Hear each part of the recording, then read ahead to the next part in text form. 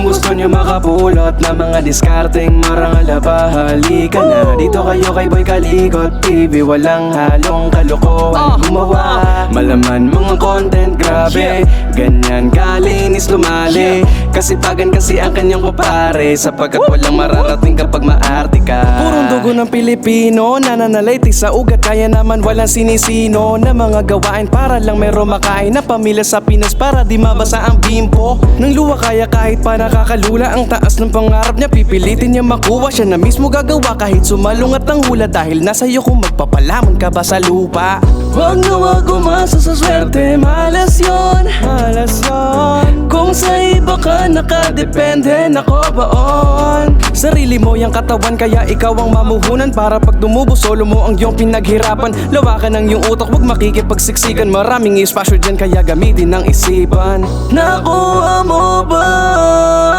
Gusto kong sabihin, bata ka ba kaibigan? Malayo pa ang mararating, maging otak matching kompleto kang pinanganak. Tingin sa salamin, sabay sabihin sa sarili, wala sayang imposible, dahil ikaw ay isang Pinoy na may tagong galing. Kung gusto nyo makapulot na mga diskarteng marangal ba, halika na dito kayo kay Boy Kalikot TV. Walang halong kalokohan gumawa, malaman mga content grabe, ganyan kalinis lumali. Kasipagan kasi ang kanyang kupare, sapagkat walang mararating kapag maarte ka. Kung gusto nyo makapulot na mga diskarteng marangal ba, halika na dito kayo kay Boy Kalikot TV. Walang halong kalokohan gumawa, malaman mga content grabe, ganyan kalinis lumali. Kasipagan kasi ang kanyang kupare, sapagkat walang mararating kapag maarte ka. Tulad nito ni Boy Kalikot, sa tagal sa ibang bansa kabisado na pasikot-sikot. Sakit ng katawan sa araw-araw ay andyan, hindi na iniindasanin na kahit pa walang hilot.